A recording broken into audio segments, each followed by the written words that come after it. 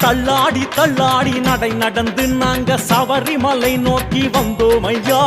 தள்ளாடி தள்ளாடி நடை நடந்து நாங்க சபரிமலை நோக்கி வந்தோம் ஐயா.